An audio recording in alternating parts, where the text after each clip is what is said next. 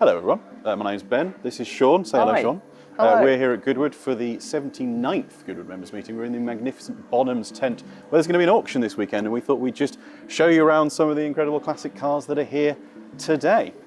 Shall we start? Yeah, Should we start with this one? Yeah, let's do that. It's a Maserati Mistral, 4-litre engine. They only made 123 of these convertibles. Which isn't many. That's not a lot. In the whole world. No, they made a lot more of the coupes, just 123 of those. Styled by Frewer, it could do, let me check, 140 miles an hour in 1967. Which is a lot. 140 miles, 140. 114, yeah. 140, which is a lot even today, let alone 50 years ago. 0 to 60 in 7 seconds. Something slightly different over here. That's a Formula One car. You're quite excited. Sorry, I can't help but make weird noises. 2013? 2011, Ben. 2011? Actually, if you consult the notes correctly, you will have discovered it's driven by Paul de Resta and Nico Hulkenberg? No, Audrain Motorsport. Audrain Motorsport? Well, apparently, according to the guide, Ben, it's 2011, it's Audrain Motorsport. It is the VMJ 04 from the 2011 Formula One season. It's being sold direct from the Aston Martin Aramco Cognizant Formula One team. That's a catchy name. I think that's the right order. Sorry if it's not. And it has no reserve. Sadly, it doesn't come with an engine and gearbox. So I can't drive that away today? No, you can't. Right. And it doesn't have license plates, so you can't drive it How much on was the it? road. Anyway, well, do you want to guess? Bearing in mind it's a Formula One car. Look at it, Formula One car. So it would have cost 20 to 30 million pounds to build new? Yes. And admittedly, it doesn't have the engine, doesn't have the gearbox, but do you want to guess? No reserve. £500,000. No. The actual price, if the estimate is between 90 and 130,000 pounds. Wow. Again, I know that's a lot of money, but the Formula One car, you could find an engine. That is less. Probably not the right engine. That is less than this Aston Martin Vanquish. Oh yes, the Aston, yes, let's go to that. I think it's less than the Aston Martin Vanquish. Let me double check that one. No, it's more. Look at it. It's a Vanquish. I know this is a car close to your heart. I like these a lot. Now, these a lot. It's not just any Vanquish. This is an Aston Martin Vanquish that was originally bought by Hugh Grant. Who is a well-known actor? Very well-known actor who's had some shenanigans in cars that we won't talk about.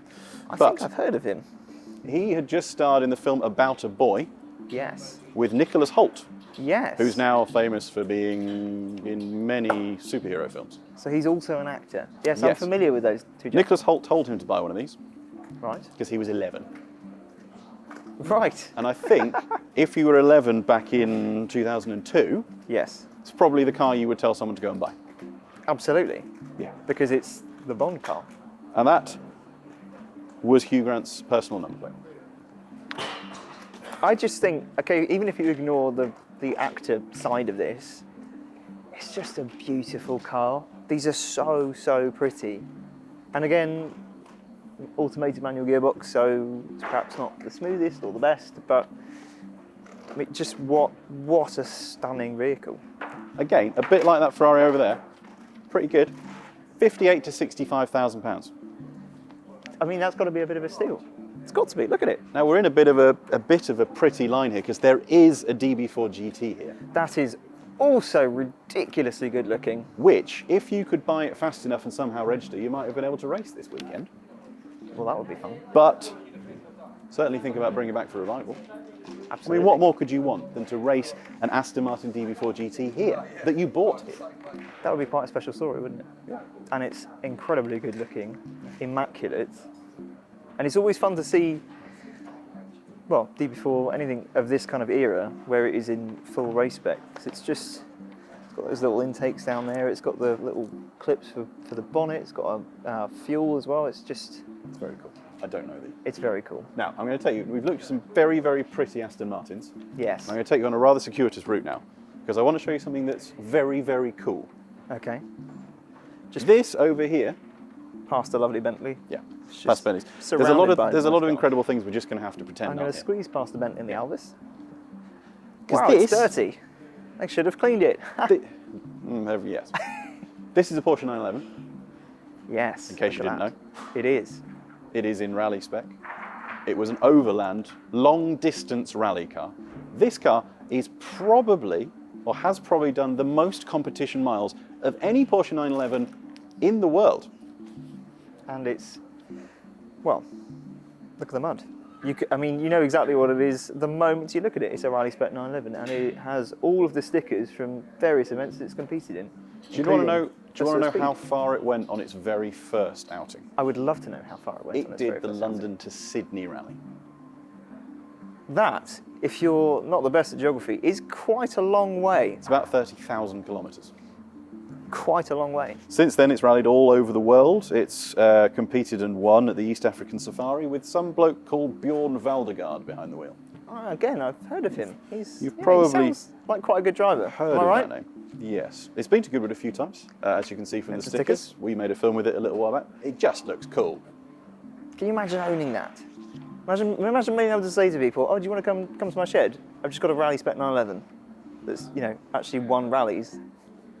I think my favourite thing about it is that every single car in here is absolutely immaculate. I mean, even the tyres on this F1 car are wrapped in polythene just to make sure that they don't get dirty. But this is in proper, I've just come off a rally stage spec. I mean, just look at the bull bars here, completely matted. There's shot. barely any actual paint left on them. It's incredible. Yeah. And he does drive it. It drives incredibly well. I've been with someone in it, and it goes like absolute stink. It carries the wounds of a car that's actually been used, which I like a lot. How much would you pay for the most used competition Porsche in history? How much could I pay and how much would I pay is very different. How much could I pay? £10. How much would I pay if I had the money? I would imagine at least £200,000. Yeah, 200 to 300,000 pounds. That's the estimate on this. Actually, interesting one there for you. Same estimates. This 911. Yep. That Lagonda. I think I'd probably take the 911. 911? I think I would too. I think so. Yeah. The Lagonda was nice, but a Rally-spec 911 is very now, cool. Squeezing past this beautiful Bentley and ignoring it completely again, and the Alvis, which, quite frankly, one of the things to check out on old cars like that is the bonnet ornaments, because often they were custom made. There's one over there. There's one over there of a chap doing the luge. I can't work out what this chap's doing. Jumping. Yeah, but jumping and throwing something, or kind of leaping like this. Ballet. Should we try that later? Off camera. You can. Probably fall over. To change the speed slightly, because I like to keep you on your toes, here's the wedgiest of wedges. Look at it. That is a proper wedge, that. It is extreme. The fastest car of the 1970s. Of course, it's a Ferrari 365 BB GT4. Ooh, manual gearbox. That is incredible. Right-hand drive, UK spec, only 58 of those. 58? Yep. They only made 376 in total. Wow. That is beautiful. I mean, just look at it. One thing, why would you need such frivolities or normal things as wing mirrors? I hadn't even noticed there aren't wing mirrors. How do you... You don't. If you're in a Ferrari, you don't need to look backwards. What if you need to park? Someone else will park it. Or you just mount the curb. That's what I do. When this car was originally registered, just to tell you the sort of story, now it's DBY462M. So it is. When it was originally registered, it had the registration plate 77D. Even that sounds like quite a... Pretty baller. Yeah. What do you think of the colour? I think it's a beautiful colour. And actually, I mean, as we said, all the cars in here are immaculate. And this blue is delightful. Basically brand new Ferrari from the 1970s for how much do you think? Cool. How many were there? 56? 58 UK spec right-hand drive cars. 180. There's a theme here, 200 to 300,000 pounds. I wasn't too far off. You weren't too far off, no. That is, yeah. I don't know where to go next. How do you feel about big Mercs? I like them a lot. Quite expensive, aren't they? Yes. What if I told you you could have a Mercedes-Benz 220 SE Cabriolet from 1958? 1966, sorry. For 50 to 70,000 pounds.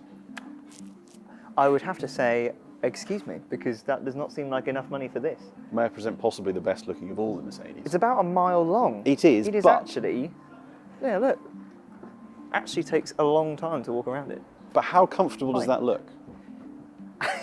That four-seater convertible. A four-seater convertible with comfort. That's why it's slightly longer than Jupiter. It smells like old Mercedes as well. It smells like wealth.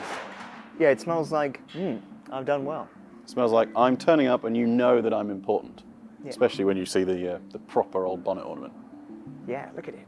Now there is also The 550, which has the manual gearbox. See, look, there it is.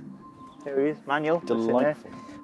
Let me find some information for you. It has done It's even got a Halford special radio. 28,700 miles, full service history, purchased by the late owner in 2007. This is a 2002 car, and it is the estimate. You want to guess? 2002 manual, Manual V12 Ferrari, 120,000. 80 to 100,000 pounds.